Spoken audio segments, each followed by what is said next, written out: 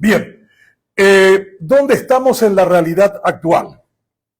La primera confirmación de lo que vivimos en estos tiempos es que la llamada Pax Americana se acabó. Después de la Guerra Mundial en 1945, con un Estados Unidos que venía bastante dubitativo en ingresar a esa guerra. Recuerdan ustedes de que Roosevelt se había opuesto a la Segunda Guerra Mundial y no ingresó a la guerra hasta que los británicos supieron que los japoneses iban a cargar sobre Pearl Harbor en Hawái y no le pasaron la información, y aquel ataque despiadado de los japoneses contra la Fuerza Naval Americana forzó y decidió el ingreso de Estados Unidos a la Segunda Guerra Mundial, con lo cual Inglaterra, Francia y los países que se oponían al eje tuvieron la posibilidad de contestar la abrumadora presencia alemana hasta ese momento, junto con italianos y japoneses. Como resultado de esa experiencia, que fue también vital e importante, y hay que recordar, porque los pueblos tienen en su genética lo que se llama la memoria de sus convicciones. Estados Unidos se convenció de que la guerra era una oportunidad histórica para construir lo que ellos creían desde el siglo XIX, el destino manifiesto de una nación que refulgía en las cumbres de las montañas. Pero eso Estados Unidos no lo supo hasta el final de la Segunda Guerra Mundial, en donde casi 500.000 americanos murieron. Solo en el desembarco a Normandía murieron 300.000, y que fue determinante para la finalización de la guerra. Estados Unidos venía de la Gran Depresión. Franklin Delano Roosevelt era presidente en 1929, el peor momento de Estados Unidos, casi el 70% de su población viviendo en pobreza.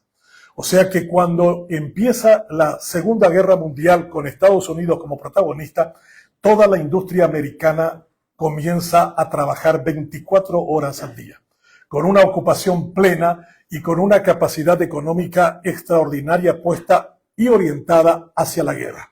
La primera memoria del siglo XX de Estados Unidos es que la guerra es una oportunidad. La guerra es una posibilidad de salir de la Gran Depresión y de la pobreza y convertir al país en lo que ellos estaban convencidos del destino manifiesto del siglo XIX. Estados Unidos, finalizado 1945, crea lo que se llama la Pax Americana o la Paz de Estados Unidos. Una paz en donde, como la romana, establecía sus elementos vinculantes con instituciones nuevas que surgieron como consecuencia de ese conflicto. Surge Naciones Unidas en 1948, la sede se establece en Nueva York, y de los acuerdos de Bretton Woods surgen el Fondo Monetario Internacional, el Banco Mundial, y toda esa arquitectura que durante 80 años guió las características de Occidente de cara hacia el mundo. Todo eso ahora cayó. Pero la situación tiene que ver con un factor de nuevo determinante, que es la economía. La economía tuvo un cambio brutal en 1990 con un proceso denominado de globalización. Se dislocaron los centros de producción, las fábricas americanas se cerraron y se abrieron a un costo de mano de obra ínfimo en la China, en Corea, en Vietnam y en otros países. Todos esos países comenzaron a articular un desarrollo económico que nunca creyeron los norteamericanos que pasaría a convertirse en un factor de poder que les contestaría la hegemonía en los tiempos actuales. China, fundamentalmente. En un periodo entre el 2000 y el 2014, China creció al 13% anual. Imagínense un 13% anual, para que ustedes tengan una idea, es un elefante corriendo en una autopista a 400 kilómetros por hora. Bueno, eso era China. Desde el año 1996 hasta, yo diría, el 2016, 20 años, hizo de China un verdadero terremoto tembladeral a nivel mundial, con un esquema que ingenuamente los norteamericanos creyeron que con un desarrollo económico, sacando a millones de la pobreza e incluyéndolo en la llamada clase media, iba a convertirse en una nación democrática. Una pésima lectura de la cultura mandarín y de la cultura china, porque China, al mismo tiempo que en términos ideológicos sigue siendo un país comunista, sin embargo es un país capitalista de Estado en toda su estructura. Todos los inversionistas que vinieron a China desde los tiempos de su expansión, vinieron con el siguiente acuerdo. 51% de la empresa es de propiedad del Estado chino, 49% es tuyo. Pero con ese 49%, los inversores alemanes, americanos, italianos, de cualquier país del mundo encontraban notablemente rentable, porque la mano de obra costaba $4 la hora. No había sindicatos a quienes reprimir y no existía ningún impedimento para crecer porque tu socio principal era el Estado. Mi reloj es producto de una empresa llamada Huawei, la mayor empresa de telecomunicaciones del mundo, la mejor en 5G, pero propiedad 51% del Ministerio del Interior. Estados Unidos ataca frontalmente a Huawei cuando se da cuenta que en tecnología 5G y en tecnología de expansión mundial le gana a cualquier empresa del mundo 3 veces a 0. Huawei, por lo tanto, es atacada, perseguida, porque siendo de propiedad del Estado chino, en un 51%, recoge información clave de cada uno de nosotros y se lo envía a un centro de acopio en Beijing, donde se encargan de controlar la manera en que vivimos, dormimos, la presión alta que tenemos y otros detalles. Mucho de imaginación, pero algo de verdad también puede existir. En conclusión, cuando ven la emergencia de un poder chino tratando de convertirse en un hegemón, Estados Unidos comienza a cuestionar varias cuestiones. Entre ellas, primero, el mundo industrial, que era la memoria de la prosperidad americana, se había ido a otros países porque la mano de obra era mucho más barata y la productividad era mucho mayor. Estados Unidos tuvo que cerrar sus fábricas de coches, sus fábricas de acero, sus fábricas de producción de distintos productos, dejando a un montón de gente en la calle y generando una situación de notable resquemor hacia el manejo del Estado. El Partido Demócrata, que era un partido con los sindicatos, con la gente de clase media baja, con los inmigrantes, tomó la agenda de la cuestión de género de forma equivocada y aisló y polarizó tontamente a la sociedad americana y surgió como contestación el Make America Great Again. Cuando uno le pregunta qué es MAGA, no es otra cosa que tratar de recordar los tiempos de la prosperidad, con una aclaración: ese mundo ya se fue, ese mundo ya no volverá. El 66% de la riqueza de Estados Unidos y de la riqueza del mundo hoy son servicios. Servicios no significa limpiar el baño de alguien. Servicios es generar un software que pueda permitir el desarrollo de la inteligencia artificial, que pueda acortar los tiempos de producción, que pueda realmente transformar toda la economía. Hoy leía en un periódico de New York Times esta mañana la historia de un joven que tiene como empleado a su hermano menor. Y él desarrolló un software con inteligencia artificial y se convirtió en el mayor vendedor de estas inyecciones para adelgazar que se han vuelto tan populares en el mundo. Esto que ahora se ha convertido en un fenómeno. Bueno, él se dio cuenta que había una demanda enorme en Estados Unidos y este año el título del artículo de esta mañana de New York Times es: una persona con un empleado que es su hermano factura este año en ganancias $1.800 millones. Entonces, cuando uno mira que una persona puede desarrollar con ese sistema $1.800 millones, yo me río de Donald Trump cuando dice hay que volver a abrir las industrias de acería en Estados Unidos, las industrias del coche. Eso ha dejado de ser una cuestión básica en la que tendría que centrarse el pensamiento. Hoy un hombre como Elon Musk, un sudafricano, alcanzó $1 trillón en sus acciones en bolsa. El primer ser humano que lo hizo. El dueño de Meta, el señor Zuckerberg, su empresa Facebook, en este momento tiene hoy un valor de mercado de $900.000 millones. Compró WhatsApp de unos desarrolladores jóvenes en $19 millones. WhatsApp, que utilizamos nosotros para comunicarnos, tiene hoy un valor de aproximadamente $1.000 millones. Por eso no es casualidad que cuando asume Trump haya invitado a los que verdaderamente detentan el poder. Estuvieron Elon Musk, estuvo Zuckerberg, estuvo Altman de inteligencia artificial, estuvo el de Google. Todos esos conforman parte de la riqueza, pero el problema es que emplean muy poca gente. Y ha generado eso un problema incluso de carácter económico.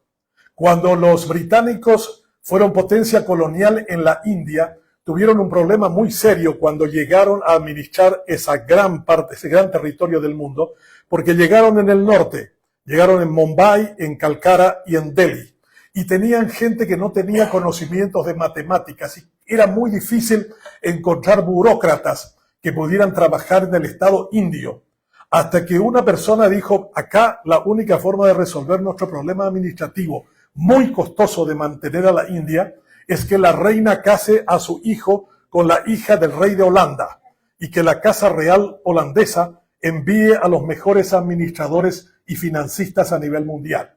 La historia está en un maravilloso libro de Niall Ferguson que se llama Británicos.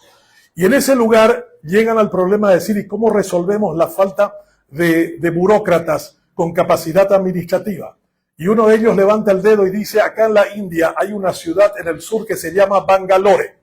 Esa es la gente que está más acostumbrada al comercio, una especie de ciudad del este. Gente acostumbrada a manejar varias monedas, varias lenguas. Negociaban ellos ya con chinos, con portugueses, con españoles, con gente de Indonesia. Entonces van en ese lugar y encuentran que la habilidad en matemáticas de los de Bangalore era notablemente superior al resto de la India, y lo traen como los encargados del manejo burocrático. ¿Quién iba a pensar que cuando llegó la gran revolución tecnológica del siglo de finales del 20 y comienzos del 21, el Politécnico de Bangalore es el mejor centro productor de ingenieros informáticos del mundo? 50.000 ingenieros informáticos saca anualmente. 48.000 se los lleva a Estados Unidos. Pero inmediatamente después de haber terminado sus estudios, inundan los grandes centros de informática de ese país. Cuando llega Donald Trump, tontamente dice, a todo indio que ingrese a este país, la empresa tendrá que pagar $100,000 si es que quiere la visa para trabajar en este país. Él creía que con eso iba a desalentar la presencia de ellos, hasta que los de Silicon Valley le dice, no hay gente más capaz que ellos aquí en Estados Unidos. Nosotros no producimos semejante cantidad de ingenieros. Y si hay que pagar $100,000, no tenemos problema en pagar. Pero si usted cree que eso va a ser un negocio para el Estado, es demasiado poco con respecto a la trillonaria deuda que tiene el Estado americano. Pero nos va a golpear severamente en nuestra competitividad a nivel mundial.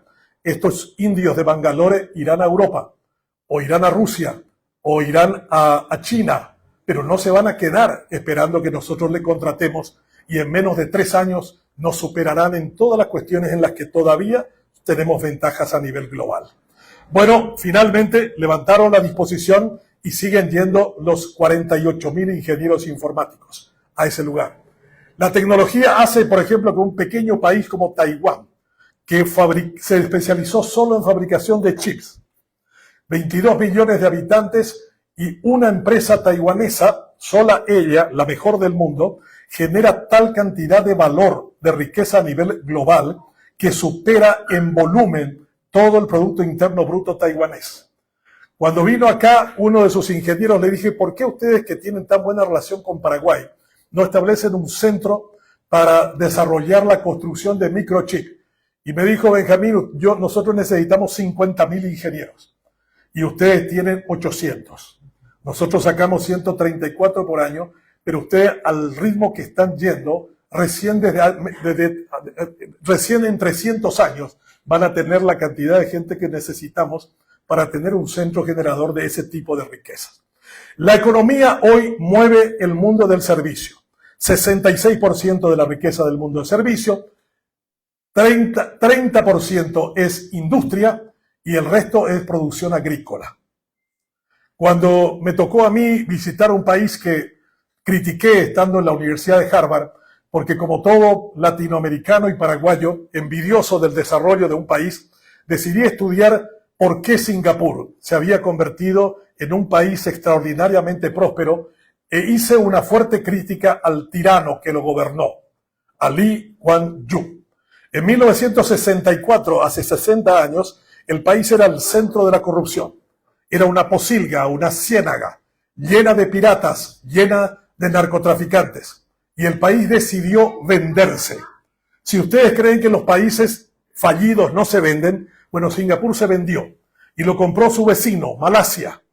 Y Malasia, después de un año, dijo, esta mierda no la puedo mantener, vayan y háganse cargo de su mierda. Y ahí apareció un tipo llamado Lee Kuan Yew, que decidió hacer la apuesta más grande a nivel global. En 1965, el ingreso per cápita de Singapur era $140. El ingreso per cápita de Haití, ahora un estado fallido, es 180. El ingreso per cápita de Paraguay es 7.000. Para que tengan ustedes una idea de cómo de mal tendría que estar Singapur en 1965. Este hombre limpió la corrupción, sacudió por completo los cimientos de su país y desarrolló vertiginosamente su nación. Había escrito el artículo cuestionando el modelo autoritario y la Cancillería de Singapur me dice, doctor Fernández, nosotros le invitamos a que venga a Singapur el tiempo que quiera. 1 mes, 2 meses, 6 meses, 1 año. Debemos decir que nos ha molestado profundamente lo que usted escribió en la revista de Harvard y queremos que usted vea por sus propios ojos qué es este país.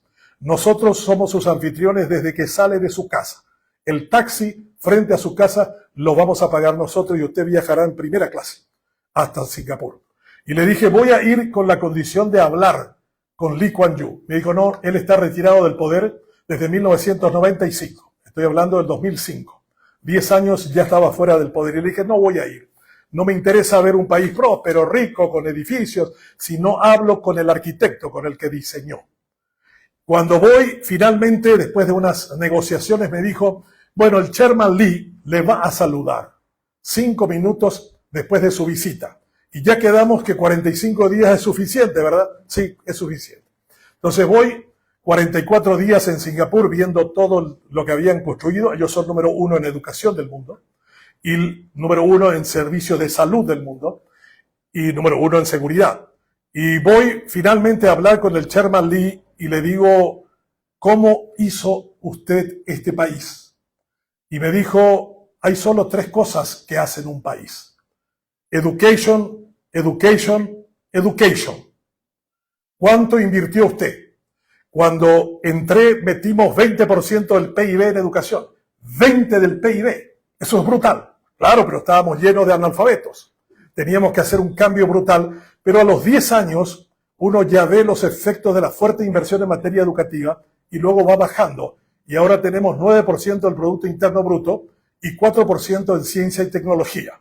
O sea, sumando ambos son el 13% del PIB. Y le dije, en ese sentido, ¿cómo transforma la educación? Me dijo, no, esperen un rato. Yo quiero saber también de Paraguay. Y me dijo, ¿cuánto invierten ustedes en educación? Y le dije, nosotros tuvimos un tirano que se llamó Stroessner, que invirtió durante 35%, 1% del Producto Interno Bruto. 1%. El mayor genocidio que hizo Stroessner con este país es el 1% del PIB. Toda la clase dirigente que tenemos ahora es rejugo de ese proceso en el que no invertimos en materia educativa como debiéramos. 1% del PIB invirtió Stroessner del 54 al 89. La democracia paraguaya invierte 3.4 hoy. La UNESCO dice 7% debe ser lo mínimo de inversión en materia educativa del Paraguay. El Producto Interno Bruto de Paraguay es 50.000 millones de dólares. El 7% sería 3.500 millones de dólares e invertimos 1.100 millones de dólares. Entonces, cuando le conté la historia de la inversión de Stroessner más la inversión en democracia, me dijo en inglés, "How are you still a nation?" ¿Cómo todavía carajo son un país? ¿Cómo diablos son una nación? Y me dijo, si yo tuviera 25 años, querría ir a tu país y haría una tesis doctoral. ¿Cómo se hace un país que durante 70 años invirtió 1% y 3%? ¿Cómo es vuestra policía? ¿Cómo son sus maestros? ¿Cómo son sus jueces? ¿Cómo son sus fiscales? ¿Cómo son sus políticos? Yo quiero saber cómo funciona un país con 3.4 de inversión del Producto Interno Bruto en materia educativa. No puede ser un país que realmente sirva para construir una nación. Quedamos finalmente hablando casi una hora. El secretario me dijo, es rarísimo que se haya puesto tan bien con usted y que le haya regalado su libro, que es una autobiografía de él. Cuando él muere, en el año 2010, se fue Bill Clinton a su velorio, a su entierro. Voló de Estados Unidos a Singapur. Y le criticaron. Le dijeron, ¿por qué usted, presidente de Estados Unidos, viene a pagar tributo a un tirano, a un dictador? Y dijo él, vengo a pagar tributo al más grande estadista del siglo XX. El único capaz de haber sacado a su país de $140 a $84,000 de ingreso per cápita. El país tiene hoy cero corrupción, cero criminalidad. Pedí visitar una cárcel y me dijo, había una sola persona, y me dijo, ¿cuál es el problema de él? Y entró con un pasaporte equivocado, pero mañana ya se va. Y yo le dije, ¿cómo hizo este país? Y me dijo, nada, cambié con el tema educativo, apliqué unas cuestiones que a ustedes los occidentales les parece muy sorprendente, como el hecho de que, por ejemplo, aquí está prohibido mascar chicle, porque uno tira el chicle y se pega por la vereda y a veces tranca las uniones de las puertas del metro. Entonces eso decidimos prohibir. Y aplicamos una cuestión que viene de la colonia británica. Aquel que orina en la calle, aquel que pinta un graffiti, aquellos delitos menores que son normalmente aceptados por cualquier sociedad, nosotros somos implacables. Cuando un norteamericano vino y pintó un graffiti en la calle de Singapur, se lo detuvo y el presidente Bush pidió clemencia, diciendo él es un pobre joven, no sabía lo que hacía.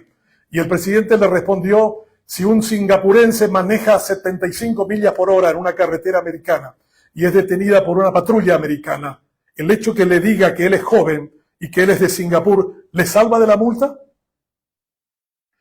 Y le dijo al presidente Bush, no se apene, presidente, que el que le va a azotar es un quinto dan de karate, o sea, sabe cómo pegar.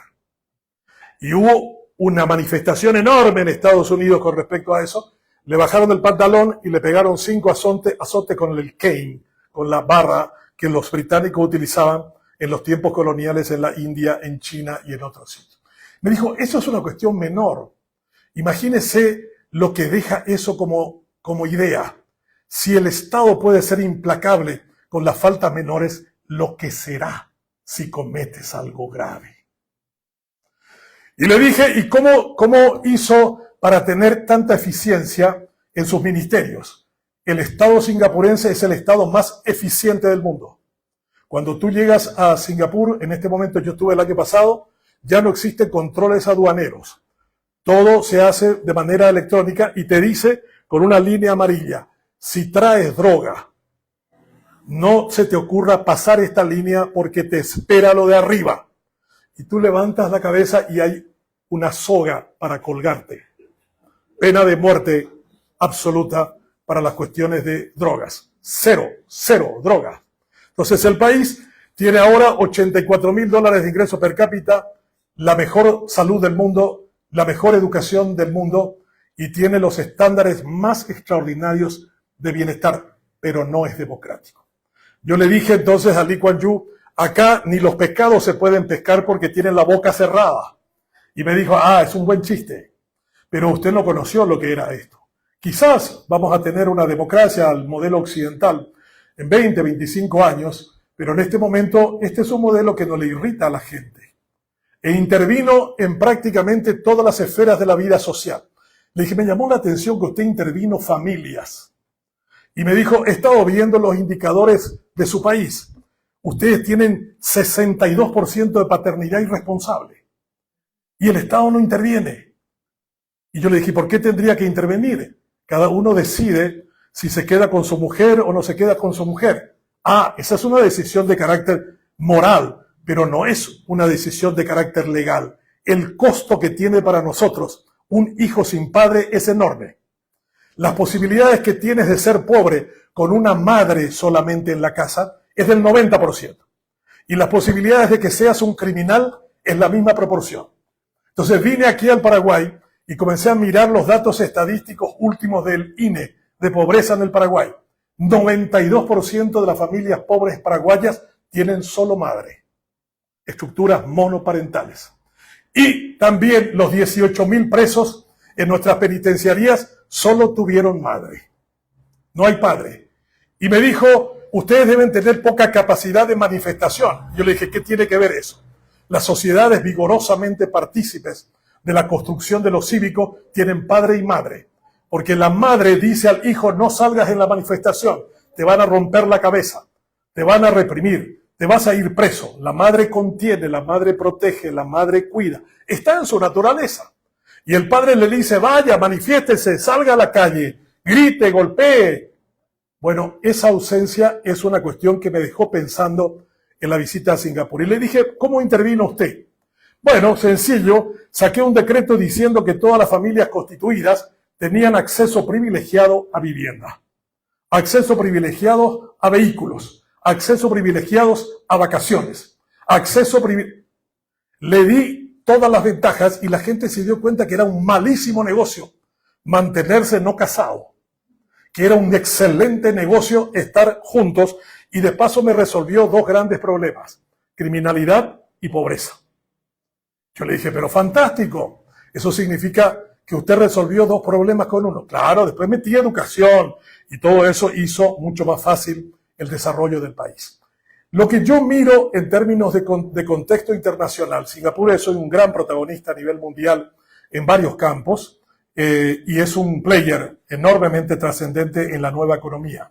Entonces, esta nueva economía en la que todavía no entendemos muy bien hacia dónde vamos, necesita despertar un nuevo nivel de activismo cívico.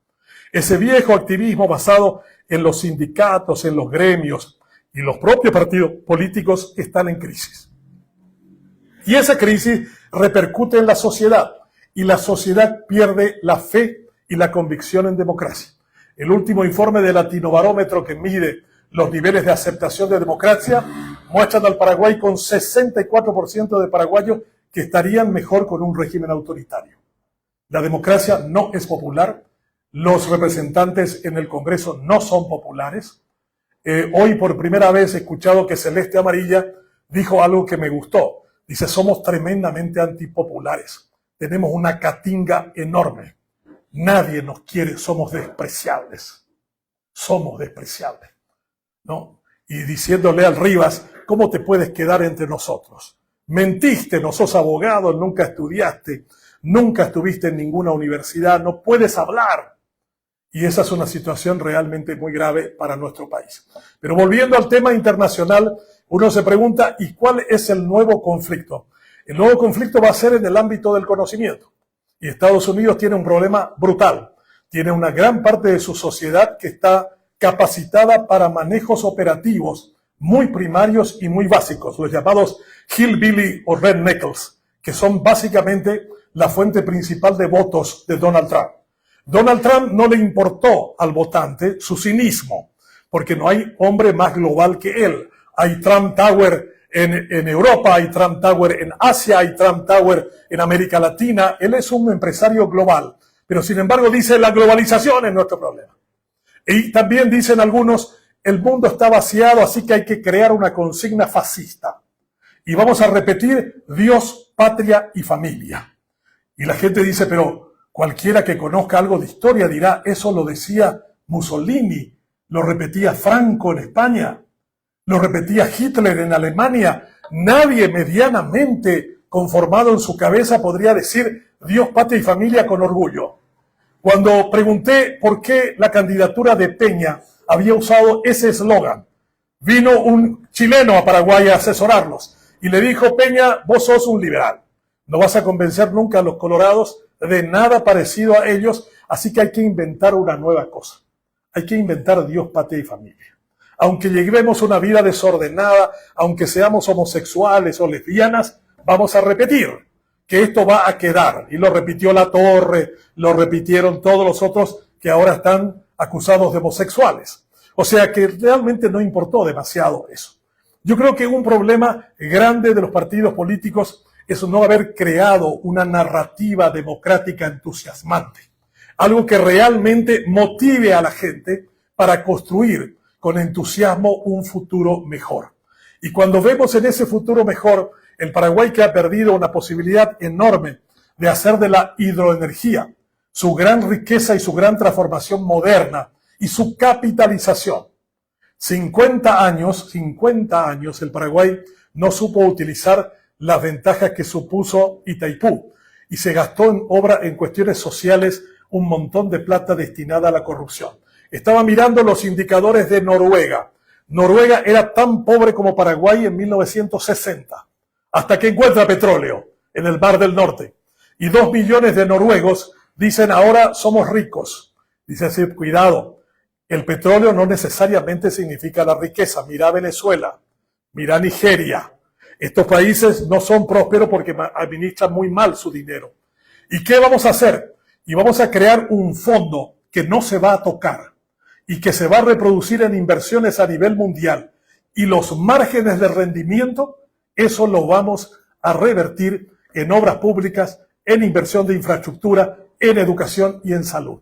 Y hoy Noruega es uno de los 10 países más ricos con ese esquema, que después lo copiaron los Emiratos Árabes y lo copió muy bien Qatar, que también creó un fondo de ese tipo. Cuando ustedes ven Qatar Foundation en la remera del Barcelona, bueno, eso es lo que hubiera sido Itaipú en la remera del Barcelona.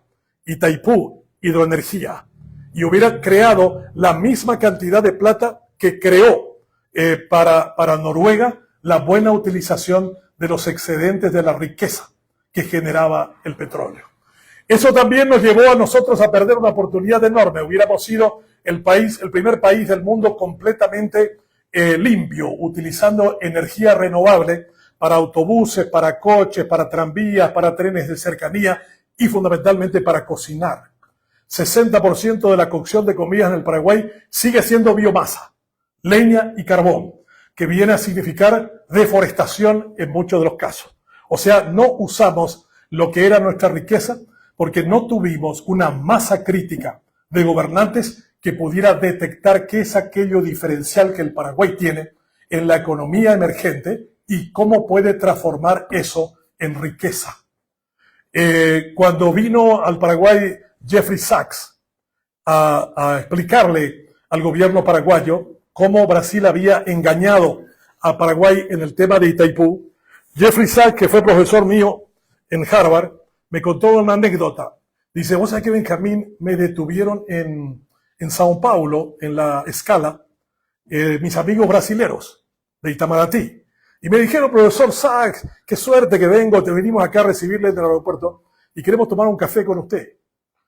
Bueno, sí, yo era amigo de ellos, yo trabajé para el gobierno brasilero en un tema de capital importancia para ellos. Y me dicen, ¿para qué le vas a ir a contar a los paraguayos cómo les engañamos? Ellos son unos tontos, pobrecitos, ellos no merecen la verdad. Y me dijo Jeffrey Sachs, yo me sacudí y le dije, yo voy a hacer como que no escuché lo que ustedes me dijeron. Yo trabajo para el gobierno paraguayo y les voy a explicar cómo ustedes le engañaron al Paraguay. Si no lo hiciera, les digo solo una cosa. Yo fui el negociador de ustedes de la deuda externa en el plan Brady. Y yo les hice ganar a ustedes 90.000 millones de dólares. Y ningún americano me trató en mi país diciendo, ¿para qué le vas a contar a estos idiotas brasileros cómo les engañamos? Entonces, uno de los temas me dijo, yo no sé, Benjamín, si ustedes los paraguayos son idiotas, boludos o corruptos. Y yo le dije, probablemente los tres. ¿Por qué me decís eso? ¿Cómo ustedes firmaron un tratado de Itaipú poniendo una tasa fija de interés en la deuda que se acumuló? Ustedes pusieron 11% fijo y la fluctuación durante estos 50 años estuvo al 5%. Eso significa que ustedes podrían haber pagado la deuda hace 20 años. Y a partir del año 20 les hubiera dejado 2.000 millones de dólares de ganancia en el cofre de ustedes. O sea, ustedes perdieron más o menos 48.000 millones de dólares. El investigador Michael Carter calcula, sopesando otros valores, en 74.000 millones de dólares. 74.000 millones de dólares es el monto que Brasil nos engañó y que nosotros tontos no supimos negociar. Y yo le dije, ¿cuál es el segundo error? El segundo error es cómo ustedes pusieron en el tratado que la energía que ustedes sabían que no podían usar, se la dieron a Brasil a precio de generación, a costo de generación. Si Brasil les estaba pagando, se estaban pagando ustedes en realidad, los dos, a $42. A $42 la energía. Y ustedes ustedes usaban el 8%. Y el resto, el 42%, se lo regalaron a Brasil a precio de generación, con lo cual construyeron el poderío industrial de Sao Paulo. Ustedes son los responsables del poder económico de Sao Paulo. ¿Cómo entre ustedes no hubo nunca nadie, un patriota? Nunca hubo un técnico, nunca hubo un economista, un financista que les dijera a ustedes estas dos cosas no. Alguien que le dijera a Stroessner, esto no se puede firmar, presidente. Esto va en contra de nuestros intereses.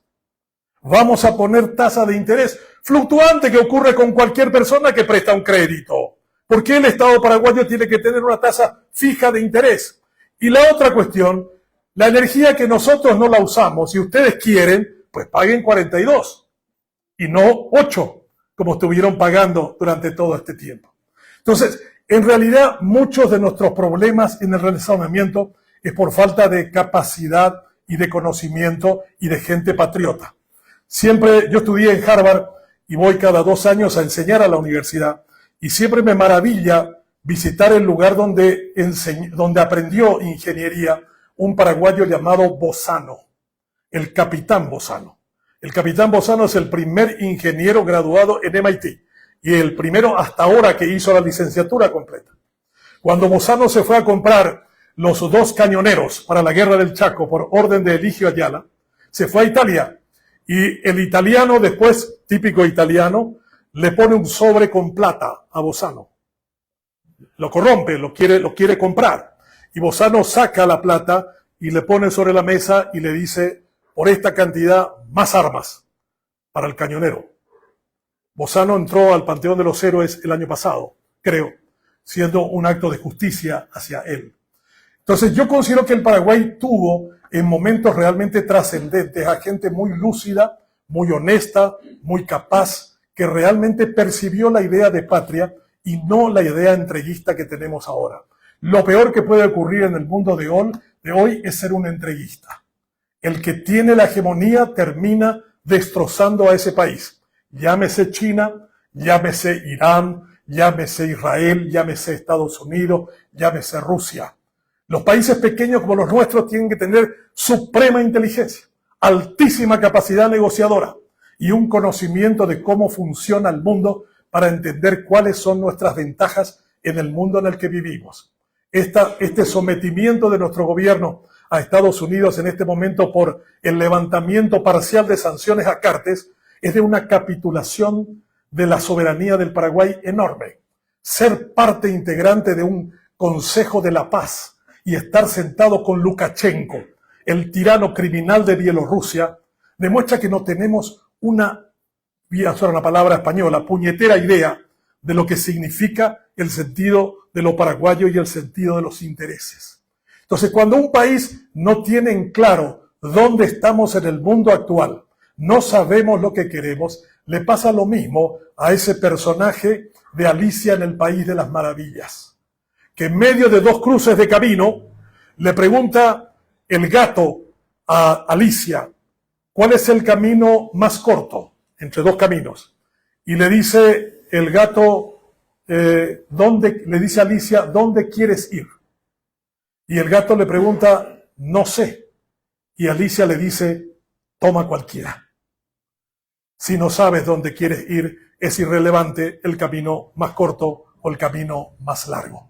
Nosotros estamos en esta encrucijada en el mundo actual. Estamos ante un cambio brutal que todavía no lo conocemos en su profundidad porque la inteligencia artificial arrasará toda forma de conocimiento y de acumulación de información que hemos tenido hasta ahora. Va a cambiar el sistema de gestión enormemente dentro de la estructura del Estado y dentro de las empresas.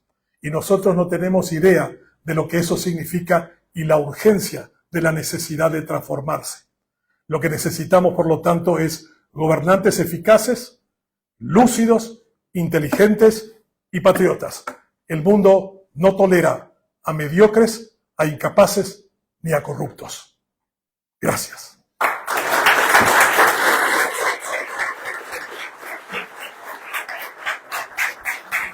Muchas gracias, doctor Benjamín Fernández Abogado. De paso, algunas noticias parroquiales. Aquí tenemos no nada más un libro muy importante de Benjamín, la presentación del año pasado y este es un libro muy ilustrativo también. Fuerza y ánimo, volverás a volver. También es un libro importante, está a la venta. Seguidamente el presidente del partido va a dirigir el debate. Ustedes pueden levantar la mano, anotarse, y el disertante está dispuesto hasta 10 contestaciones posibles. Adelante, doctor. Muchas gracias. Quiero preguntarle primero al doctor. Voy a usar ese micrófono. ¿Quieres estar aquí o...? No, voy a estar sentado. Perfecto. Entonces, acá en Yo lo uso. No, sí nomás. Correcto. El debate está abierto a los compañeros participantes. Hay algunas preguntas que están hechas en un formulario que va a pasar Carla para facilitarla. ¿Cómo no? Y bueno, decide que estos libros son muy importantes para crear acá, para su venta, 50.000 al nada más. No nada más en un estudio profundizado sobre la situación de corrupción de nuestro país. Y volverás, fuerza y ánimo volverás a abogar el camino, entiendo que es para aquella desgracia familiar que tuvo el camino y que fue de conocimiento público. Entonces, cuestan 50.000 al día cada uno. Y lo voy a firmar. Y lo va a firmar. Muchas gracias. Sí. Las letras.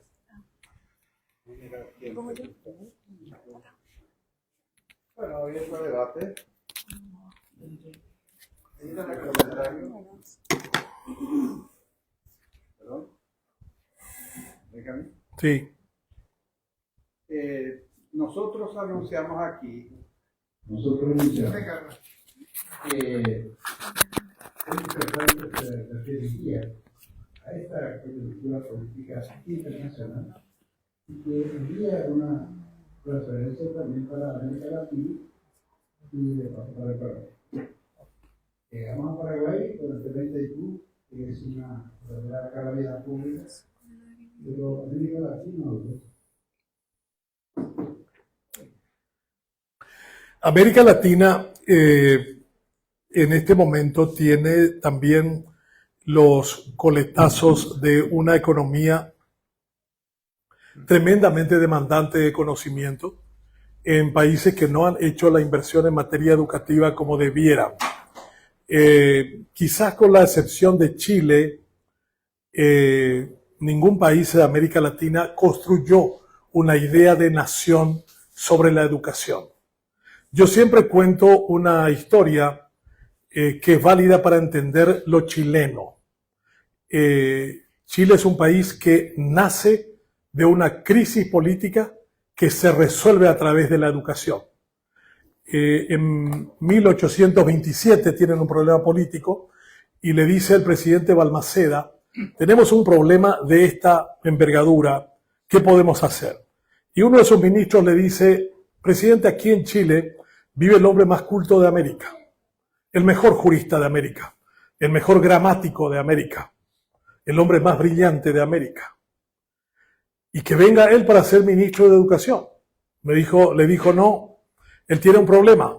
Él no es chileno, él es venezolano y se llama Andrés Bello. Y le dijo el presidente: no importa que sea venezolano. Y Andrés Bello fue el primer rector de la Universidad de Chile, ministro de la Corte Suprema de Chile, senador de Chile, ministro de Educación de Chile. Yo a veces pienso, ¿qué pasaría si Bello estuviera hoy entre nosotros y alguien osara ofrecerle un cargo público a un venezolano como él? La huelga de maestros llegaría hasta Ciudad del Este. El Departamento de Migraciones le cancelaría sus documentos. La policía lo acusaría de ingreso ilegal al país y lo echaríamos. Siempre le digo, el Paraguay fue el único país que no se aprovechó del hombre más lúcido de su tiempo cuando vino al Paraguay. Ese hombre se llamaba Aimé Bonpland. Era francés. Habían 3 genios en el mundo. Charles Darwin era británico. Von Humboldt era alemán. Y Bonpland era francés. Entra a Paraguay y el doctor Francia cree que es un espía. Lo encarcela en la prisión al costado de la catedral. No habla con él y lo destierra a Santa María Misiones. Bonpland vivió 14 años entre nosotros y nosotros no nos dimos cuenta de quién era Bonpland. Eso es como tenerlo a Albert Einstein viviendo ahí enfrente y vos no sabés quién es él, ni qué te puede dar, ni qué cabeza tiene ese tipo. Bueno, Bonpland finalmente gana su libertad cuando el secretario de Francia, Policarpo Patiño, va y le dice que su Rubichat, el Supremo, tenía un problema de gota. Y Bonpland, que era médico, le da la solución y Francia, como regalo, le da su libertad. Francia no pudo encontrarse con Bonpland. El enojo de Bolívar fue tan grande que le escribe una carta pidiéndole clemencia y la libertad a Bonpland, porque le dice, yo le mandé traer para Venezuela. Y él se quedó en la Argentina porque había una guerra civil aquí en Venezuela. Y él decidió subir el río. Él no es espía de nadie. Yo lo mandé traer, Supremo, le dice. ¿No? Francia tarda 2 años en devolverle la misiva. Y le dice, en el Paraguay hay un solo gobernante que soy yo. Y nadie puede pedir la libertad de nadie, porque este país no está sometido a reclamos ni a presencia de ninguno como usted. Le enoja tanto a Bolívar que el mariscal Sucre, que estaba en Bolivia, le dice, ordene, mariscal, para ir contra el Paraguay y liberar a Bonpland y matar a Francia. Y le dice Bolívar, la cantidad de terreno que usted va a tener que cruzar con sus caballos, el Chaco, hace imposible la tarea y la misión.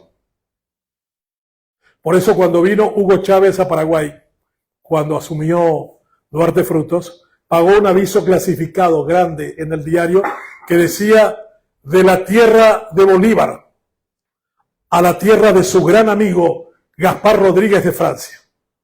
El pueblo venezolano saluda al pueblo paraguayo en la persona del teniente coronel Hugo Chávez. Y yo escribo un artículo en el diario El Nacional, que en ese momento todavía estaba abierto, y digo, Chávez no sabe nada de historia.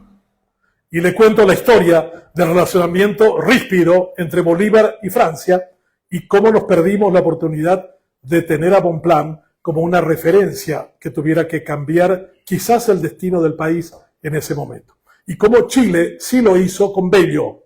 Por eso, cuando uno dice, ¿y qué cambia eso? Cambia que un mitaí de 15 años decide hacer una manifestación para subir 2 puntos la inversión en educación y para el país. La presidenta era una mujer honorable, se llamaba Michelle Bachelet. Este chico para Santiago de Chile, una manifestación enorme, copan todas las calles y le dice a este joven, voy a negociar con usted, presidenta, pero con las cámaras de televisión por delante. Y Michelle Bachelet en La Moneda acepta la conversación con este joven, en el que conversan sobre la cuestión educativa. Ese joven, 20 años después, se convierte en presidente de Chile y se llama Gabriel Boric. Gabriel Boric fue el líder del movimiento de los pingüinos, que humilló al gobierno de Bachelet y aumentó la inversión en materia educativa. Bueno, ese es el Chile de los bellos y esa es la diferencia. Acá tenemos una... Muchas gracias.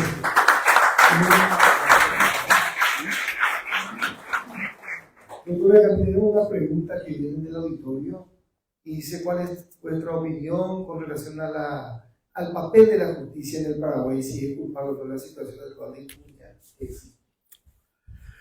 Bueno, el profesor Cristaldo me va a relevar de esto, pero a mí me tocó pensar, profesor, estando en Estados Unidos y haciendo mi maestría en leyes, como un país como Estados Unidos, que hasta el año 1887 era legal pagar a un matador. Tiene un nombre en Colombia, ¿cómo le dicen al que mata?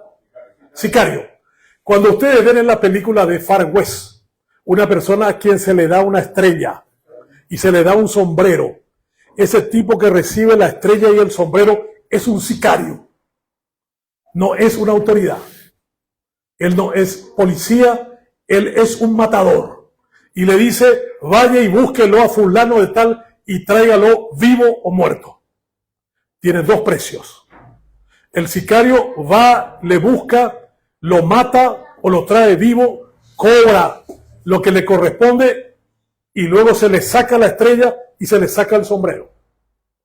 Un país que tuvo sicarios funcionando. Y yo le dije, ¿y por qué tenían esto? Porque no funcionaba la justicia. Porque no funcionaba el sistema de organización policial. Esta era la única manera que este país respetaba alguna forma de organización. Entonces yo digo, el tema de la justicia en el Paraguay no es un problema institucional, es un problema cultural. Este es un país injusto.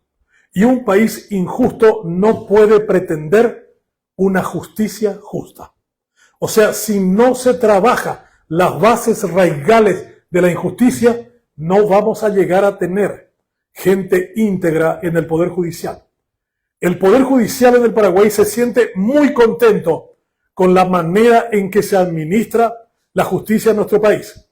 A mí me tocó defenderme solamente en 2 oportunidades de 2 casos de calumnia y difamación. Y un juez bastante respetado en el Paraguay, que ahora todavía es miembro de la Cámara de Apelaciones, me dijo, Benjamín, no vaya a venir acá a pleitear. Y yo le dije, ¿y por qué? Yo estudié Derecho para ser abogado, para defender, y vos estás diciendo que me vaya de acá. Acá somos todos bandidos. Acá no existe ninguna garantía para un tipo como vos. Así que yo te pido que te retires de acá. Le dije, no, yo voy a participar de mi defensa, voy a demostrar que yo no calumnié ni difamé a estas 2 personas y voy a ganar el pleito. Caramba, si finalmente mi tesis doctoral es sobre este tema, lo mínimo que puedo hacer es defenderme en este tribunal. Finalmente gané el pleito, gané ambos pleitos, pero me demostró de que realmente la justicia estaba absolutamente humillada, entregada, completamente capitulada ante una realidad que para ellos se considera de carácter natural. Ellos consideran que la situación en la que están es así nomás como debe ser. No existe ninguna voluntad para cambiar esa lógica. ¿Por qué? Porque reconocen que el problema de la justicia es la injusticia social, económica que existe en este país. Excelente. Otra consulta, son varias las preguntas, pero algunas cuyas letras no dio interpretar, entonces salto. Hay que traer un médico. Después le damos el micrófono para que lo hagan de forma verbal. Una pregunta es si es posible que en el Paraguay aparezca un hombre con la característica de Lee Kuan-yew, el líder de Singapur. No creo. Un amigo me dijo, él es lo que podría denominarse un caso único en la historia. Es un benevolent dictator. Es un dictador benevolente. No hay casos en la historia del mundo en que un dictador haya sido absolutamente honesto, absolutamente íntegro, despojado de cualquier deseo de materialidad. Y le dije, ¿cómo hay que ser como presidente? Y me dijo, si usted no está dispuesto a meter preso a sus parientes y a sus amigos, no se meta a presidente. Otra consulta, doctor. Si conoce usted lo que está haciendo Bukele en El Salvador y si se asemeja a nuestra gestión. Yo conozco mucho El Salvador porque participé como observador electoral en 2 oportunidades en El Salvador. Fui como parte de una misión de la OEA. Y siempre recuerdo una historia que es muy muy dolorosa, ¿verdad? Salvador tuvo una guerra civil que dejó 400.000 muertos y 1 millón de personas que salieron del país. Ellos después, mucha de esa gente se fue a Los Ángeles y se mezclaron con los pandilleros y crearon la más brutal empresa de violencia del mundo que se llama los Maras Salvatruchas. Esa es una multinacional del crimen que está en Paraguay, que está en Brasil, que está en todos los países de América Latina. Estos tipos se volvieron unos profesionales de la violencia. Y siempre recuerdo una historia porque éramos un observador, un policía español y una jurista venezolana. Y las elecciones terminaron a las 6 de la tarde y no se ponían de acuerdo para contar los votos. La ciudad se llamaba General Arce, que es una especie de Itacurubí de la cordillera más o menos de acá. Y le dije, no, mira, hemos empezado a las 4 de la mañana esto, son las 10 de la noche. Y entonces me dijo el policía, decirle a Benjamín, a vos te van a escuchar a lo mejor que nosotros vamos a contar las boletas. Sí, pero eso está prohibido, no podemos contar nosotros eso. Entonces yo le digo a los 3 partidos, ¿ustedes están de acuerdo con nosotros? Sí, métanle, a nosotros creemos más en ustedes que en nosotros. Porque nosotros vamos a sacar 3 números diferentes. Pero ustedes van a sacar el número real porque ustedes no tienen ningún interés. Nos pusimos a contar. Lo cierto es que terminamos a las 11, en 1 hora, toda la cuestión de electoral y nos fuimos. Pero El Salvador no tenía forma institucional de hacer frente a la violencia y la criminalidad. Ese país mató frente a la Grey Católica al Monseñor Arnulfo Romero y venía de una historia de violencia y de hechos brutales. Necesitaba tener que encontrar una manera de poder enderezarse. Claro, esa la cuestión es, ¿Bukele será un benevolent dictator? ¿Será íntegro? ¿Será un hombre que nunca tocará la cosa pública? ¿Se apartará de sus familiares? ¿Estará capacitado para meter preso a sus familiares y a sus amigos? Si eso no lo puede hacer, evidentemente Lee Kuan Yew es único. No hay un solo caso de un dictador. Quizás Francia, que fue honesto, pero no entendió a Bonpland, cerró el país, nos aisló durante 26 años, podría ser una cuestión discutible. Claro, si Francia estuviera por acá entre nosotros, diría, ¿y cómo diablos hubiera construido una república? Si abría el país a la voracidad de los portugueses, al deseo de los argentinos, quizás podría decirnos eso.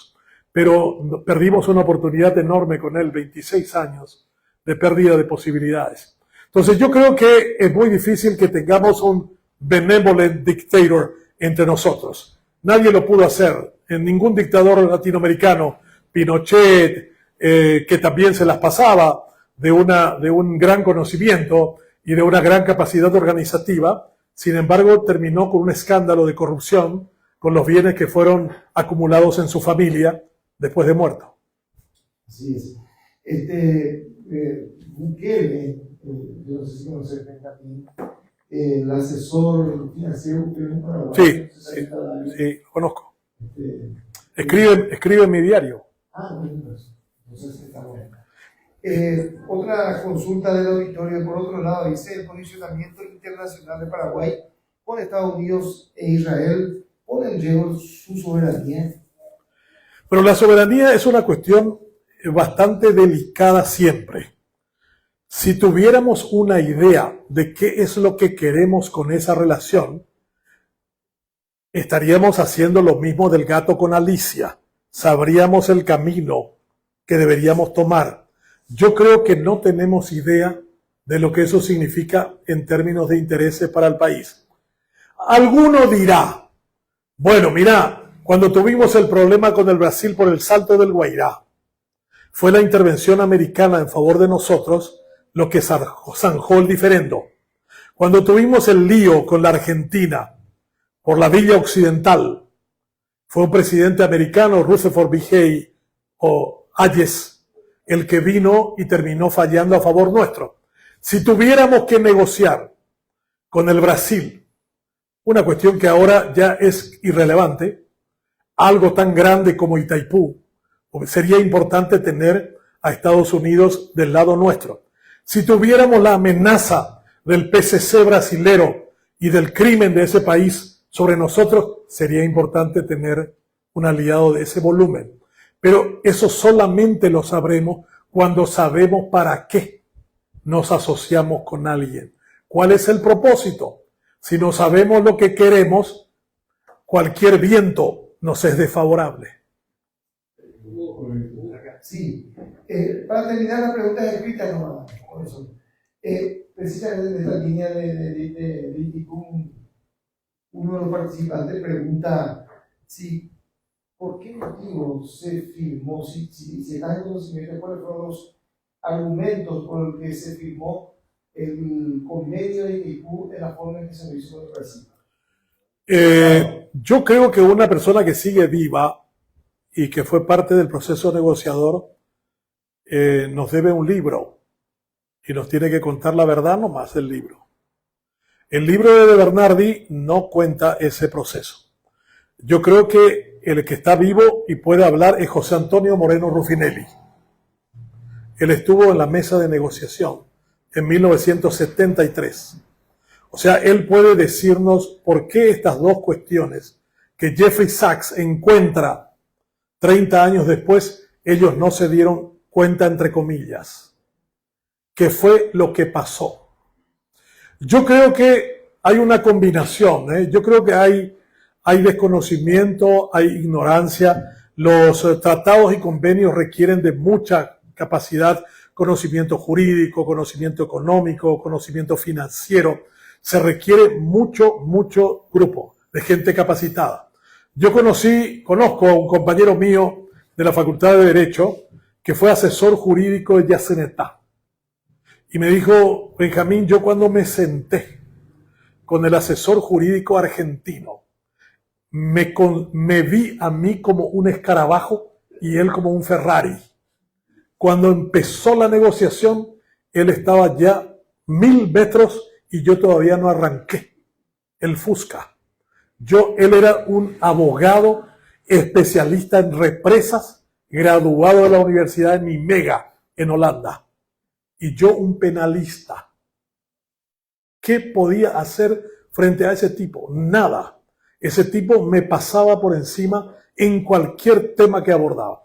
Yo creo que nosotros tampoco tuvimos la capacidad de decir, si la hidroenergía es fundamental, vamos a crear un grupo de abogados, los mejores abogados posibles, y lo vamos a enviar a las mejores universidades del mundo para que se entrenen, uno en negociación, otro en potencia, otro en energía, otro en distribución, cada uno, y hubiéramos creado un equipo multipartidario integrado por los mejores abogados, los mejores financistas, los mejores economistas, los mejores administradores. Eso hubiéramos hecho. No tenemos hoy uno solo. Y un negociador brasilero, miembro de Itaipú, que fue compañero mío en Harvard, me dijo, ustedes son demasiado vendidos por poco. Cuando un miembro del directorio de Itaipú se va a nuestra primera reunión en Curitiba, nosotros le ponemos en un sobre de marrón, plata, ponemos más o menos $200,000. Y tenemos una cámara en el hotel, en el cuarto de ustedes, y vemos si mete o no en su valija. Y yo le dije, y hasta ahora ninguno dejó de meter. Si es hombre, a las 10 de la noche viene una dama. Entonces ya sabemos el primer día con qué tipo de gente negociamos. Son muy flojos ustedes. Son muy flojos. Perdón, profesor, quiero una consulta más, creo que es a menos de mi interés. Benjamín, ¿cómo ves la situación de Sudamérica y de Paraguay con relación al conflicto internacional que estamos teniendo actualmente con la guerra? Esa es una oportunidad para Paraguay. Yo creo que China ha duplicado su producción de paneles solares, porque dicen el petróleo cada vez se va a convertir en un commodity que va a hacer tambalear nuestra economía. Por lo tanto, lo que tenemos que buscar es una autonomía en términos energéticos. Quien tiene energía tiene poder. Quien no tiene energía es pobre. ¿Eso qué significa? Paraguay con un per cápita hidroenergético más grande del mundo, no está usando todo su poder. Para nosotros no tendría que ser un problema esto. Irán se ha reforzado estrangulando el estrecho de Hormuz y por ahí pasa el 22% no más de la producción. El segundo es Rusia, ¿no? Después viene Venezuela, que tiene muchas reservas, pero no invirtió desde hace más de 20 años, entonces no explota grandes cantidades. Y le dijo Trump a los americanos, ahora vayan e inviertan. Y le dijeron los de Chevron, no, nosotros ya invertimos muchas veces y nos nacionalizaron 3 veces. La cantidad que perdimos es enorme. Nosotros llevamos perdiendo más de 20.000 millones de dólares y vos me decís para que nos tengamos que meter. El gobierno de Venezuela es el mismo gobierno que nos había expropiado. Delcy Rodríguez es del mismo equipo de Hugo Chávez. Subieron juntos en el 99 con su hermano, que es el presidente del Congreso. No, nosotros no comemos vidrio. Entonces yo creo que esta es una oportunidad para ser autónomos en materia energética. Paraguay tiene que hacer una revolución en materia de hidroenergía. Tenemos que tener un plan que, como los israelitas tuvieron hace 20 años, hicieron una inversión enorme en plantas solares, en energía eólica y también en energía que surge del rocío. Y dijeron de las manos de Jeremy Rifkin, que es un asesor de Clinton en su tiempo, dijo el primer ministro del anterior a Netanyahu, vamos a completamente liberarnos del petróleo de los árabes. Los árabes nos quieren tirar de acá, pero nosotros vamos a ser autónomos en materia energética. Y pueden meterse, palabras textuales, yo estuve en Israel en ese momento, dijo, pueden meterse en el culo el petróleo, los árabes. Hicieron una inversión enorme en ese sentido. Paraguay no tiene un solo plan. Alguien que quiere ser intendente planteó tranvías eléctricos. Vayan a Río de Janeiro a ver los tranvías eléctricos. ¿Qué Metrobús? ¿Qué cuestión de autobuses chinos? Tranvía y trenes de cercanías. Eso es una revolución. El que traiga de nuevo a la memoria el único elemento de progreso que está en la genética del Paraguay, que es el tren. El que mueva de nuevo el ferrocarril de este país es un prócer. Pasa a convertirse en un hombre de Estado del tamaño de Eligio Ayala, si además no roba. Tranvías, esta es una ciudad movilizable por tranvía y en la memoria de esta gente en la Asunción está el tranvía. ¿Quién de nosotros no se subió a un tranvía? Cuando ya estaba decadente, viejo, ruinoso y ruidoso. Pero sin embargo no hay un plan sobre eso. Yo creo que el que quiere ser intendente de Asunción y dice yo voy a hacer un sistema tranviario y voy a movilizar a la gente de este país con tranvía, ese gana las elecciones. No tiene que decir nada más. Yo tengo el plan, tiene que decirlo. La cantidad de gente que sabe sobre tranvías. Yo estuve en Marsella, en Francia. La calidad de los tranvías marselleses de primera línea. ¿Cuántas personas llevan? 300. O sea, uno estira un tranvía desde Capiatá hasta Asunción. 4 de esos descongestiona por completo Asunción.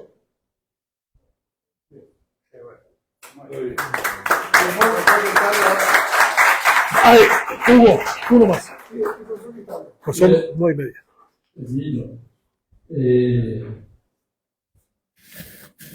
La pregunta que corresponde al tema de la exposición sería, de mi parte, ¿cuál es el papel o el rol de Mercosur?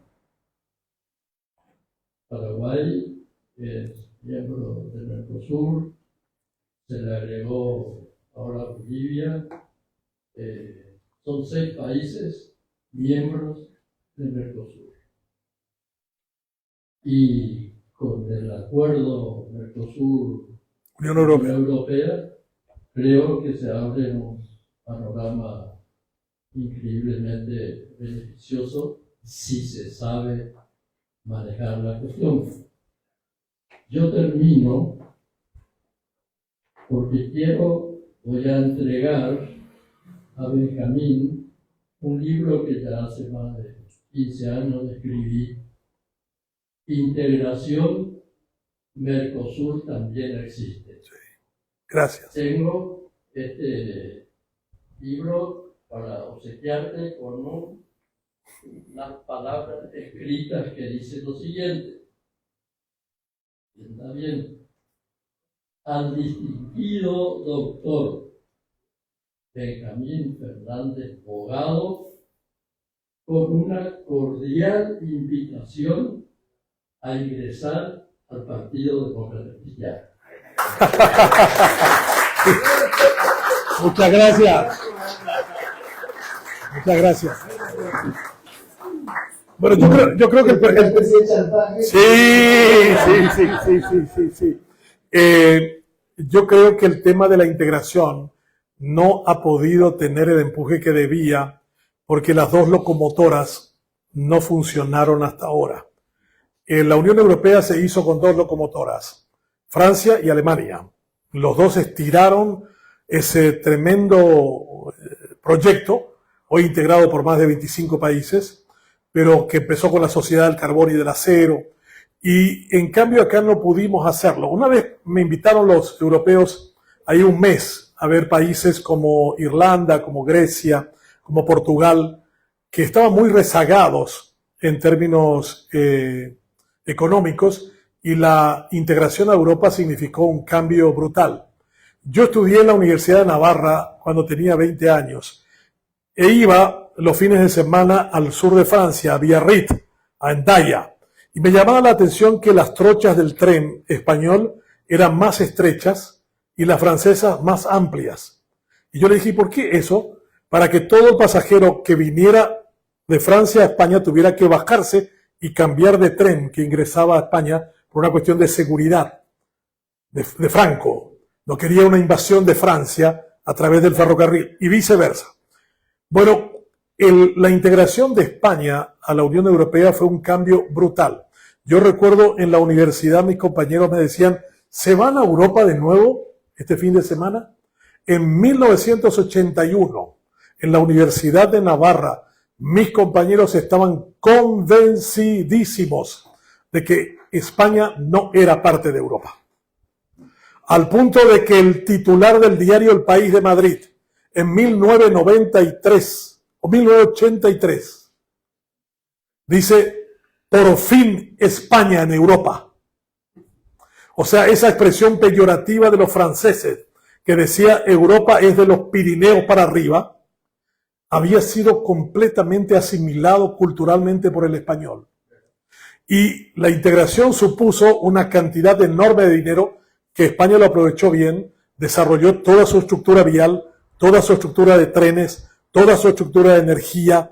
España fue favorecidísimo por eso, con los fondos que le daban a los países de menor desarrollo, como también ocurrió después con Portugal, con Irlanda y con Grecia, que lo usó en peor medida. Yo creo que también una cuestión distintiva del proyecto integrador, que no creo que hubiera tenido éxito, es que establecieron una moneda común.